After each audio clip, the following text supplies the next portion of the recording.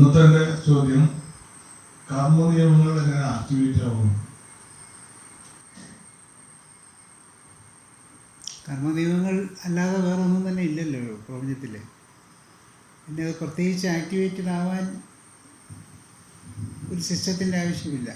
കാരണം നമ്മൾ കാണുന്നതും കേൾക്കുന്നതും ഒക്കെ അടിസ്ഥാനപരമായി കർമ്മനിയമം മാത്രമാണ്. ഈശ്വരൻ സർവ്വവ്യാപിയാണ് എന്ന് പറയുന്നത് പോലെയാണ് കർമ്മത്തെ സംബന്ധിച്ച നിയമങ്ങൾ. അതുകൊണ്ടാണല്ലോ ഞാൻ ഒരായിരം തവണ എനിക്ക് പറഞ്ഞെന്ന് തോന്നുന്നു ഇതുവരെയായിട്ട്. യമധർമ്മൻ ശ്രീരാമചന്ദ്രനോട് പറയുന്നുണ്ട്, അല്ല വസിഷ്ഠൻ പറഞ്ഞു കൊടുക്കുന്നുണ്ട്, യമധർമ്മൻ പറയുന്നു കർമ്മമാണ് ദൈവം എന്ന് പറയുന്നുണ്ട്. സർവത്ര വ്യാപിത്വം ഉള്ള ഒരു അവസ്ഥയാണ് ഈ കർമ്മ നിയമം എന്ന് പറയുന്നത്. കർമ്മം എന്ന് പറയുന്നത് നിയമമാണ്. അപ്പോൾ അതിൻ്റെ ആക്ടിവേഷൻ എന്ന് പറയുന്നത് എങ്ങനെയാണ് എന്ന് ചോദിച്ചു കഴിഞ്ഞാൽ, ഒരു ചിന്തയുടെ ഫലം ഉണ്ടാക്കുന്നു, ഒരു വാക്കിൻ്റെ ഫലം ഉണ്ടാക്കുന്നു, ചിന്തയേക്കാൾ കൂടുതലായുള്ള ഫലം വാക്കിനുണ്ടാകുന്നു, വാക്കിനേക്കാൾ കൂടുതലായുള്ള ഫലം ആ പ്രവൃത്തിക്കുണ്ടാകുന്നു. അപ്പോൾ ചിന്തയിൽ നിന്ന് വാക്കിലേക്കും വാക്കിൽ നിന്ന് പ്രവൃത്തിയിലേക്കും സഞ്ചരിച്ചു കൊണ്ടിരിക്കുന്നതാണ് കർമ്മം. ഇത് മൂന്നും കൂടെ ചേർന്നുള്ള ഒരു പ്രവൃത്തിക്ക് കർമ്മത്തിൻ്റെ പൂർണ്ണമായ ഫലം ഉണ്ടാകുന്നു എന്ന് വേണം ചിന്തിക്കാൻ. അതായത് കുറ്റവാളികളെ സംബന്ധിച്ചിടത്തോളം, കുറ്റവാളികളല്ല പ്രതികളെ സംബന്ധിച്ചിടത്തോളം കോടതി പരിശോധിക്കുന്നത് അവരുടെ മനസ്സ് എത്രമാത്രം ഇതിൻ്റെ പുറകിലുണ്ടായിരുന്നു, ഈ കുറ്റകൃത്യത്തിൻ്റെ പുറകിൽ, ആരോപിതമായിരിക്കുന്ന കുറ്റകൃത്യത്തിൻ്റെ പുറകിലുണ്ടായിരുന്നു എന്നുള്ളതാണ്. ഞാൻ പറഞ്ഞിട്ടുണ്ടല്ലോ, മെൻസ്രിയ എന്നാണ് അതിനെ അഭിഭാഷകന്മാരുടെ ഭാഷയിൽ പറയുന്നത്, മെൻസ്രിയ. അപ്പോൾ ആ മെൻസ്രിയ അനുസരിച്ച് the motive behind the crime അത് പ്രൂവ് ചെയ്തേക്കുള്ളൂ. അത് വലിയ ബുദ്ധിമുട്ടുള്ള കാര്യമാണ്. ചിലപ്പോൾ ചില സങ്കീർണമായിരിക്കുന്ന വ്യവഹാരങ്ങളിൽ പലപ്പോഴും അത് പ്രൂവ് ചെയ്യാൻ പറ്റാതെ ആയി പോകുന്നുണ്ട്. അപ്പോൾ ഇതാണ് ആദ്യത്തെ ഒരു വെല്ലുവിളി അന്വേഷകരെ സംബന്ധിച്ചിടത്തോളം, കുറ്റാന്വേഷകരെ സംബന്ധിച്ചിടത്തോളം. അങ്ങനെ കുറ്റാന്വേഷണം നടത്തിക്കഴിഞ്ഞാൽ അവർ ഫ്രെയിം ചെയ്യുന്ന കേസിൽ, അവർ ഫ്രെയിം ചെയ്യുന്ന കുറ്റപത്രത്തിൽ പ്രധാനമായിട്ട് എന്തായിരുന്നു ഇതിൻ്റെ പുറകിലുള്ള ഉദ്ദേശം എന്ന് തെളിയിക്കണം. അതവിടെ എന്താണ് സംഭവിക്കുന്നത് വെച്ചാൽ മനസ്സ്, വാക്ക്, പിന്നെ പ്രവൃത്തി, ഇത് മൂന്നും ചേരുന്നു എന്നുള്ളതുകൊണ്ടാണ് ആ ക്രൈമിൻ്റെ ഗ്രാവിറ്റി കൂടി. അപ്പോൾ അത്തരത്തിൽ ഒരു കർമ്മത്തിന് പൂർണ്ണമായ ഗ്രാവിറ്റി ഉണ്ടാകുന്നതിന്, ഗുരുത്വം ഉണ്ടാകുന്നതിന്, ഗുരുത്വം എന്ന് തന്നെ വിളിക്കാം, ഗൗരവമെന്ന് വേണമെങ്കിലും വിളിക്കാം, രണ്ടും ശരി തന്നെയാണ്. ആ ഗ്രാവിറ്റി ഉണ്ടാകുന്നതിന് വേണ്ടി അവരുടെ മനസ്സിലുള്ള ചിന്തയും വാക്കുകളും പ്രവൃത്തികളും മൂന്നും ചേരേണ്ട ആവശ്യമുണ്ട്. പക്ഷേ ഇൻഡിവിജ്വലായിട്ട് ഈ മൂന്ന് കാര്യങ്ങളിലും കർമ്മഫലം പ്രവർത്തിക്കുന്നുണ്ട്, തീർച്ചയായിട്ടും പ്രവർത്തിക്കുന്നുണ്ട്. ചിന്ത, ഒരു ഋഷിയെ സംബന്ധിച്ചിടത്തോളം, ഒരു ബുദ്ധനെ സംബന്ധിച്ചിടത്തോളം, അല്ലെങ്കിൽ ഭൗതിക വ്യാപാരങ്ങളുടെ മുകളിൽ സൂക്ഷ്മമായ നിയന്ത്രണമുള്ള ഒരു വ്യക്തിയെ സംബന്ധിച്ചിടത്തോളം, ഇതാണ് ഋഷി എന്ന് വിളിക്കുന്നത്, ബുദ്ധൻ എന്ന് വിളിക്കുന്നതൊക്കെ. അല്ലെങ്കിൽ അഥവാ അവർക്കിത് ഉണ്ട്. ഋഷീനെ നമ്മളിപ്പോൾ പേരിട്ട് വിളിക്കുന്നവരുടെ കാര്യമല്ല ഞാൻ ഈ പറയുന്നത്, യഥാർത്ഥ ആർഷ സ്വഭാവമുള്ളവരുടെ കാര്യമാണ്. അവരെ സംബന്ധിച്ചിടത്തോളം അവർക്ക് അവരുടെ ചിന്തകൾ എന്ന് പറയുന്നത് വളരെ ഗൗരവമുള്ളതാണ്. അവയെല്ലാം സങ്കല്പങ്ങളായിട്ട് മാറുകയും അവയെല്ലാം സാക്ഷാത്കരിക്കപ്പെടുകയും ചെയ്യുന്നുണ്ട്. ഇപ്പോൾ പഴയ കഥകൾ, പുരാണ കഥകളിലുള്ള ശാപങ്ങളും അനുഗ്രഹങ്ങളും ഒക്കെ അതിന് ഉദാഹരണങ്ങളാണ്. അത് ചിന്തകളാണ്. അവർ വാക്കിലോട്ട് കൊണ്ടുവരണമെന്നില്ല, ചിന്തകൾക്ക് തന്നെ ആ ഗ്രാവിറ്റി ഉണ്ടാവുകയും അത് ഭരിക്കുകയും ചെയ്യുന്നുണ്ട്. അപ്പോൾ അവർ ചിന്തിക്കുന്നു, അതിൻ്റെ ഫലമായിട്ട്, ആ കർമ്മഫലമായിട്ട്, അവർക്ക് ചിന്തയുണ്ടാകുന്നതിൻ്റെ കർമ്മഫലമായിട്ട് അത് മറ്റൊരാളിലേക്ക് പകരപ്പെടുന്നു, അല്ലെങ്കിൽ അത് വർക്ക് ചെയ്യുന്നു. അനുഗ്രഹപരതയോടുകൂടിയാണ് ആ കർമ്മം വരുന്നതെങ്കിൽ, അല്ലെങ്കിൽ ആ ചിന്ത വരുന്നതെങ്കിൽ, തീർച്ചയായിട്ടും ആ ചിന്ത അവരുടേതായ ഗുണമേന്മകൾക്കായിട്ട് ഉപയോഗിക്കപ്പെടുന്നു, അല്ലെങ്കിൽ അവർക്ക് അനുഭവിക്കാൻ സാധിക്കുന്നു. നേരെ തിരിച്ച് പ്രതിലോമകരമായിരിക്കുന്ന ചിന്തകളാണ് അദ്ദേഹത്തിന് ഉണ്ടാകുന്നതെങ്കിൽ അതവരുടെ ബുദ്ധിമുട്ടുകളുണ്ടാക്കും. ഇത് രണ്ടുമാണ് പ്രധാനമായിട്ടും സംഭവിച്ചുകൊണ്ടിരിക്കുന്നത്. അപ്പോൾ അവിടെ അത് ചിന്തയുടെ കർമ്മഫലം എന്ന് പറയുന്നതിൻ്റെ ഒരു ഉദാഹരണമാണ്. അല്ലാതെ തന്നെയും ചിന്തകൾക്ക് കർമ്മഫലമുണ്ട്.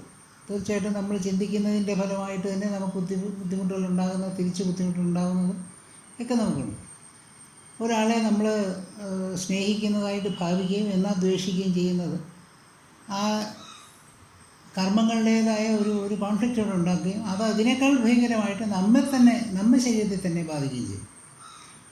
അടുത്ത കാലത്തായിട്ട് ശാസ്ത്രജ്ഞന്മാരും വൈദ്യശാസ്ത്രജ്ഞന്മാരും കൂടുതലായിട്ട് കണ്ടുപിടിച്ചുകൊണ്ട് വരികയാണ്, കൂടുതൽ തെളിയിച്ചുകൊണ്ട് വരികയാണ്. ഈ മനസ്സിനകത്തുണ്ടാകുന്ന തോട്ടുകൾക്ക് പല രോഗങ്ങൾക്ക് കാരണമാകുന്നു. ഉദാഹരണത്തിന് ക്യാൻസർ പോലുള്ള രോഗങ്ങളൊക്കെ ഭീതിതമായി മാറുന്നു അല്ലെങ്കിൽ വലുതാകുന്നു എന്നുള്ളതിന് കാരണമൊക്കെ മാനസികമായ തോന്നലുകൾ കൊണ്ടാണ് എന്ന് പലതും മനസ്സിലാക്കിയിട്ടുണ്ട്. അതിലൊരു ഉദാഹരണമാണിത്. ഒരു സ്നേഹം ഭാവിക്കുന്നു, ഭൗതികമായിട്ട് സ്നേഹം ഭാവിക്കുന്നു, മാനസികമായിട്ട് നേരെ തിരിച്ച്. അപ്പോൾ സ്വാഭാവികമായിട്ടും തലച്ചോറിന് ഒരു കോൺഫ്ലിക്റ്റ് ഫീൽ ചെയ്യുന്നുണ്ട്. ആ തലച്ചോറ് ഓർഡറിലായിട്ടല്ലാതെ പ്രവർത്തിക്കേണ്ടി വരുന്നുണ്ട്. അതായത് ഒരു വ്യക്തിയോട് സ്നേഹം തോന്നുമ്പം തലച്ചോറിൻ്റെ പ്രവർത്തനങ്ങൾ എന്ന് പറയുന്നത് അതിന് അനുസൃതമായിട്ട് ശരീരത്തിൽ അതിന് പറ്റുന്നതായ സ്രവങ്ങൾ, ആന്തരിക സ്രവങ്ങൾ, അന്തഃസ്രാവ ഗ്രന്ഥികൾ ഉൽപ്പാദിപ്പിക്കുകയോ അല്ലെങ്കിൽ അത്തരത്തിലുള്ള പല കാര്യങ്ങൾ പലതും നടത്താം. അതൊക്കെ സംഭവിക്കേണ്ടതാണ്. അങ്ങനെ സംഭവിക്കാൻ വേണ്ടി തലച്ചോറ് തയ്യാറാകുമ്പോഴാണ് വാസ്തവത്തിൽ ഉള്ളിൽ ഇത് വൈരാഗ്യമാണ് എന്ന് ബോധ്യപ്പെടുന്നത്. അങ്ങനെ ബോധ്യപ്പെടുമ്പോഴും തലച്ചോറിന് കോൺഫ്ലിക്റ്റ് ഉണ്ടാകും. തലച്ചോറിന് എങ്ങനെ പ്രവർത്തിക്കുന്നുണ്ടെങ്കിൽ ഇത്തരത്തിലുള്ള കോൺഫ്ലിക്റ്റുകൾ അർബുദം പോലുള്ള രോഗങ്ങളിൽ വന്ന് കലാശിക്കുകയാണ് പതിവ്. അപ്പം മൊത്തത്തിൽ പറഞ്ഞാൽ കേൾക്കാത്ത കുറേ കോശങ്ങൾ വികസിച്ചു തുടങ്ങും. അതായത് ഓർഡർലെസ് അല്ലാതെ ക്രമരഹിതമായി കോശങ്ങൾ വളരാൻ തുടങ്ങുക. അതാണല്ലോ ക്യാൻസർ എന്ന് പറയുന്നത്. അപ്പോൾ അക്രമം അവിടെ എവിടെ നമ്മൾ ഉണ്ടാക്കുന്നു അത് നമ്മുടെ ശരീരത്തിൽ തന്നെയാണ് ബാധിക്കുന്നത്.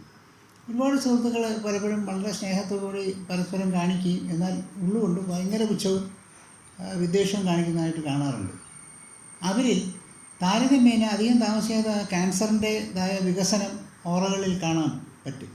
ഓറ സൈറ്റിങ് അറിയാവുന്ന ഒരാൾക്ക് കാണാൻ പറ്റും. എന്നുകൊണ്ട് അവർക്കത് മനസ്സിലാകണമെന്നില്ല. അവർക്കത് പരിഹരിച്ചുകൊണ്ട് അവരുടെ രോഗത്തെ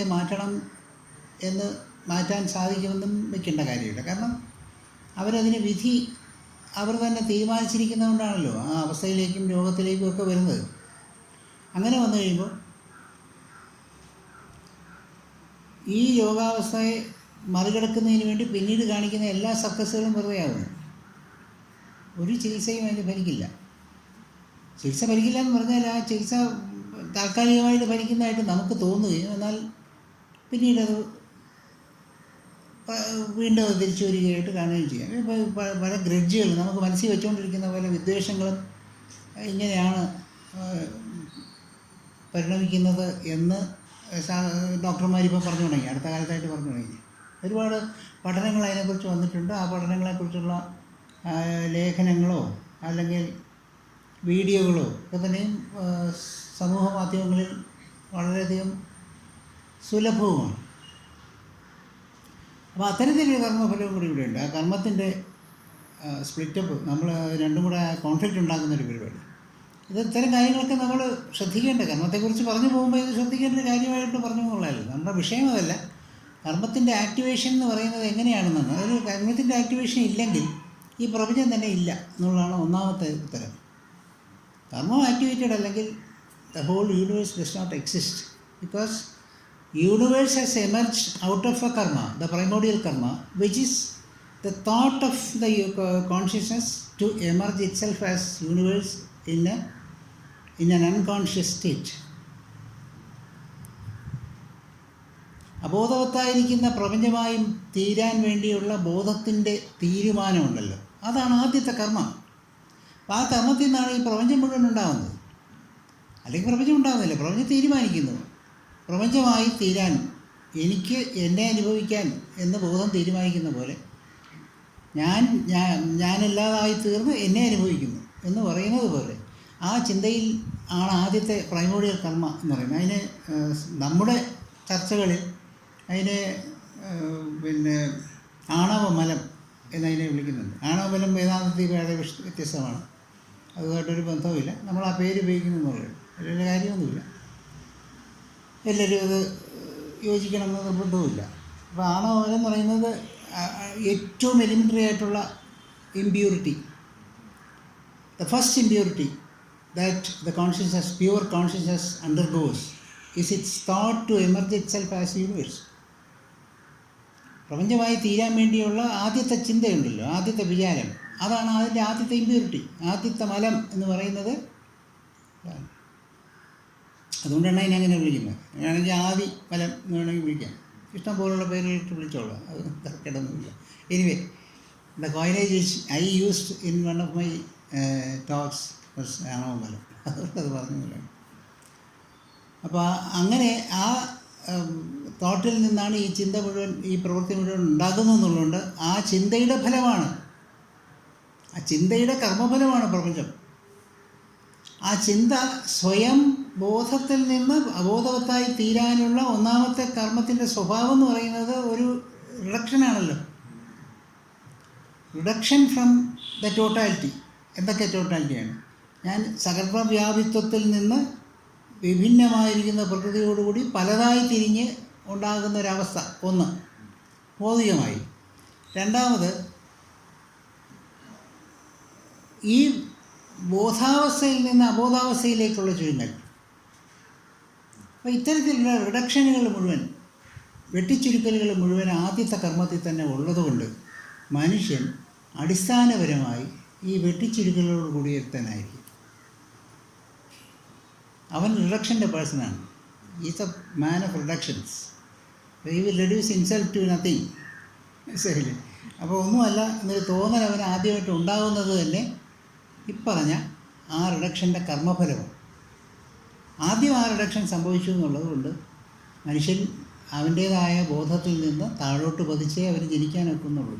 അങ്ങനെ മാത്രമേ അവൻ ഇരിക്കാനുള്ളൂ. എത്രയൊക്കെ നമ്മൾ ട്രെയിൻ ചെയ്തെടുത്താലും അവൻ ആ ബോധത്തിൽ വരുന്നില്ല.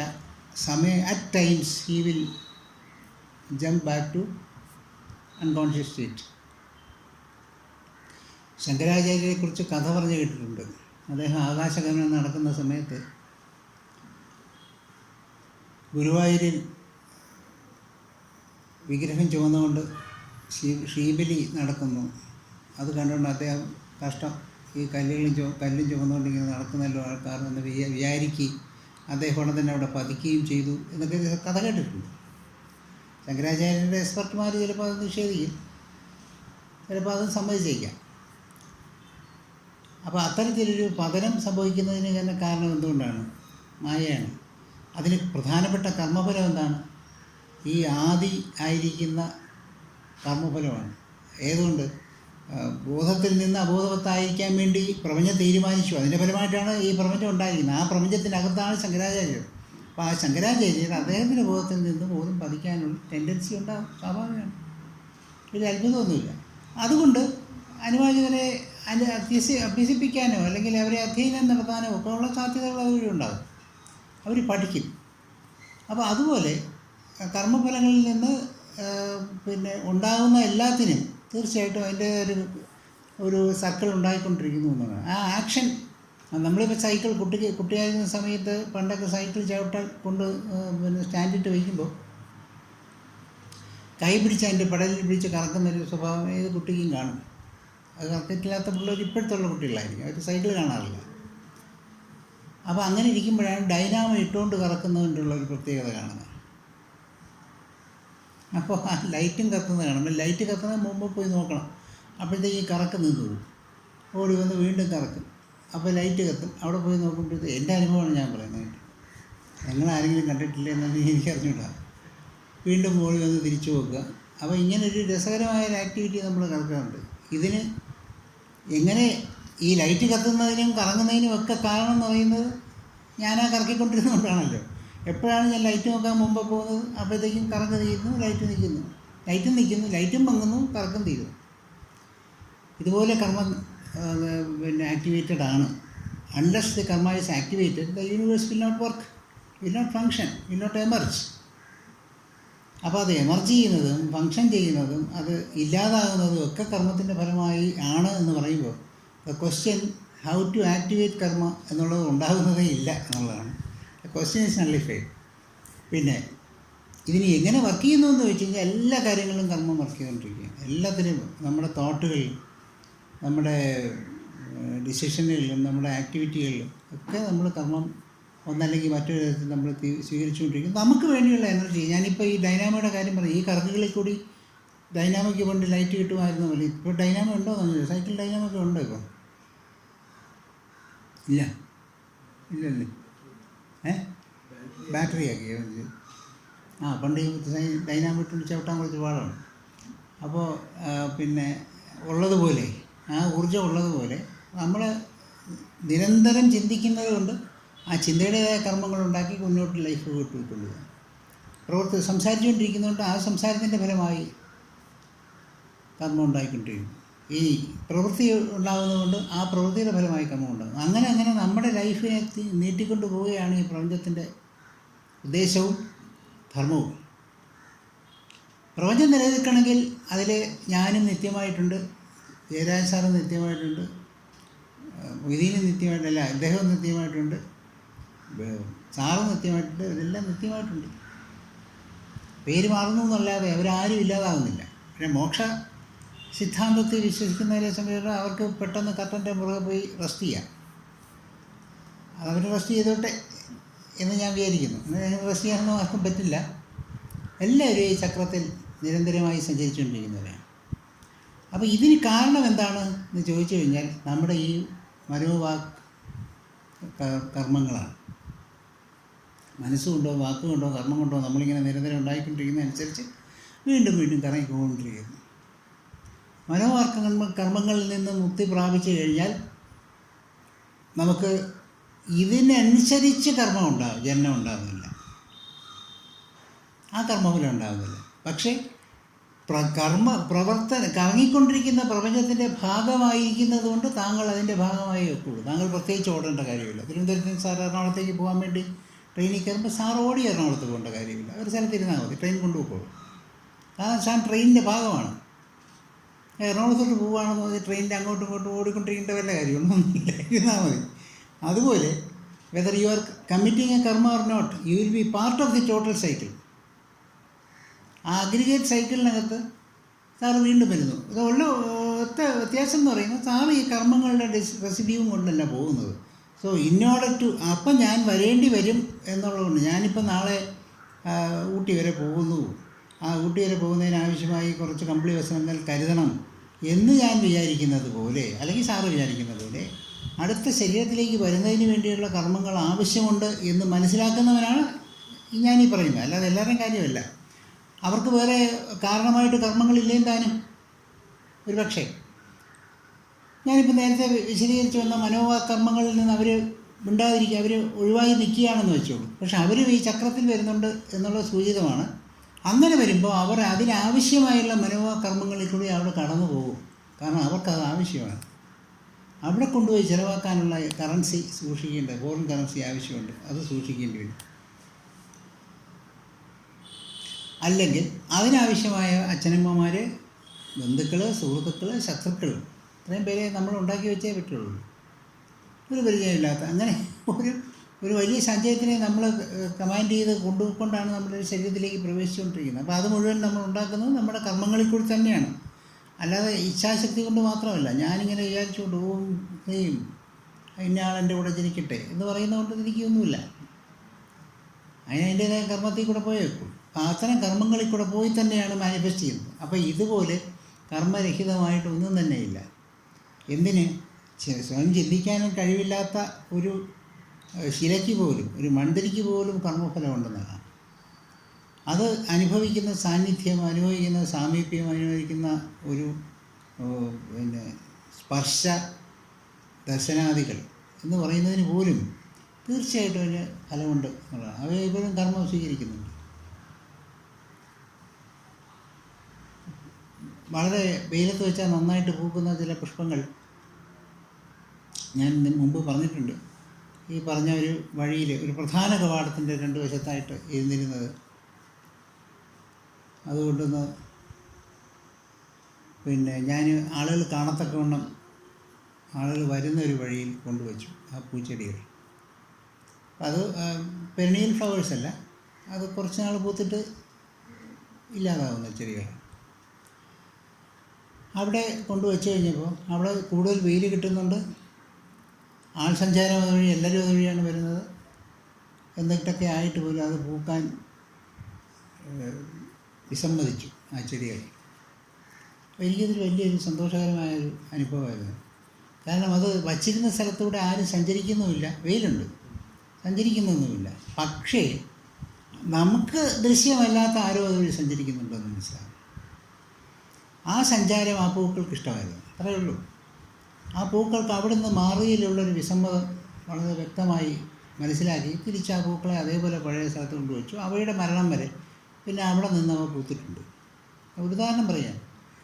അപ്പോൾ അത്രയ്ക്ക് സൂക്ഷ്മമായിരിക്കുന്ന സഞ്ചാരങ്ങൾ പോലും മണക്കാനോ അല്ലെങ്കിൽ ഘ്രാണം ചെയ്യാനോ അല്ലെങ്കിൽ അതുവഴി ആ ദർശനം സാധ്യമാകുന്നതിനോ അല്ലെങ്കിൽ ആ സ്പർശനം സാധ്യമാകുന്നതിനോ ഒക്കെയുള്ള ഫലം, ഒരു കഴിവ്, ഒരു പ്രാപ്തി ഈ ചെടികൾക്ക് കൂടിയുണ്ട്. അതുപോലെ മൺതരികൾക്ക് എല്ലാത്തിനും തന്നെയും ഇത്തരം തരത്തിലുള്ള എല്ലാ തരത്തിലുള്ള പ്രാപ്തികളുമുണ്ട്. പക്ഷേ അവയ്ക്ക് കുറവാണ് എന്നുള്ളത്, ഡിഗ്രി കുറവായിരിക്കും തീർച്ചയായിട്ടും. അതുകൊണ്ട് ആക്ടിവേഷൻ എന്ന് പറയുന്നത് എന്താണ് ആക്ടിവേഷൻ അല്ലാത്തത് എന്ന് പറഞ്ഞു കഴിഞ്ഞാൽ ആക്ടിവേഷനെ നിർവചിക്കാൻ പറ്റും. സാറിന് ഏതെങ്കിലും ആക്ടിവേഷൻ അല്ല എന്ന് തോന്നുന്ന ഒരു കാര്യം സാറിന് പറയാൻ പറ്റും, കർമ്മത്തിൻ്റെ ആക്ടിവേഷൻ അല്ലാത്തത്. പിന്നെ ആക്ടിവേഷൻ എന്താണെന്ന് ചോദിച്ചാൽ എന്ത് ചെയ്യാൻ പറ്റും? അപോവായുധകം സർവം എന്ന് പറഞ്ഞൊരു ശ്ലോകമുണ്ട്, വെള്ളമാണ് സർവവും. ഈ അദ്ദേഹം നമ്മുടെ പ്രഭാഷകൻ പേര് മറന്നുപോയി, അദ്ദേഹം എപ്പോഴും ഉദാഹരിക്കാറുണ്ട്, വെള്ളത്തിൽ കിടക്കുന്ന മത്സ്യത്തെ സംബന്ധിച്ചിടത്തോളം വെള്ളം എന്താണ് അതിനറിയേണ്ട കാര്യമില്ല, അതിനറിഞ്ഞൂടാ. കാരണം വെള്ളമല്ലാത്ത ഒന്നും അത് കണ്ടിട്ടില്ല, വെള്ളമല്ലാതെ ഒന്നും കണ്ടിട്ടില്ല. അപ്പോൾ ആ ഒരു കുഞ്ഞു മത്സ്യം തള്ളയോട് ചോദിക്കുകയാണ്, എന്താണ് ഈ വെള്ളം എന്ന് ചോദിക്കുമ്പം അമ്മ പറഞ്ഞു കൊടുക്കുന്നു, ആ വെള്ളമാണ് സർവം, ആപോവായുധകം സർവം. വിശ്വാന്യാവഹ, വിശ്വം മുഴുവൻ ജലമാണ്, ഭൂതങ്ങളെല്ലാം ആപമാണ്. സർവം വിരാടാപമാണ്, വിരാട് ആപം തന്നെ, സ്വരാടാപമാണ്. എല്ലാം പറഞ്ഞു കൊടുക്കുന്നത് പറഞ്ഞാൽ എല്ലാം ആപമാണ്, എല്ലാം ജലമാണ്. പക്ഷെ കുട്ടി വയ്ക്കുന്നത് എങ്ങനെ മനസ്സിലാകും? ആ കുട്ടിയെ എടുത്ത് വെള്ളത്തിന് പുറത്തിട്ട് കൊടുത്തു. അപ്പോൾ ഉടനെ അതിന് മനസ്സിലായി എന്താണ് വെള്ളം എന്ന് പറയട്ടെ. So only when you can jump out of the karma you can identify what is karma. നമ്മൾ കർമ്മത്തിൽ മുഴുകിയിരിക്കുന്നിടത്തോളം കർമ്മം മനസ്സിലാക്കാനേ സാധ്യമല്ല.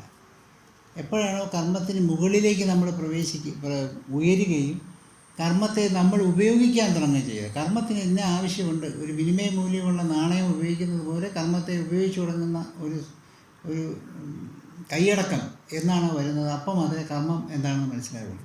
അതുപോലെ കർമ്മരഹിതമായിട്ടിരിക്കുന്ന ഒരു ലോകത്തെക്കുറിച്ച് ചിന്തിക്കാം എന്നല്ലാതെ വേറൊന്നും സംഭവിക്കുന്നില്ല. അതുകൊണ്ട് ആക്ടിവേഷൻ ഇസ് കർമ്മ ഈസ് യൂണിവേഴ്സ്, അത് ഇസ് എവർ ലാസ്റ്റിംഗ് എന്നാണ് എൻ്റെ വ്യക്തിപരമായ അഭിപ്രായം.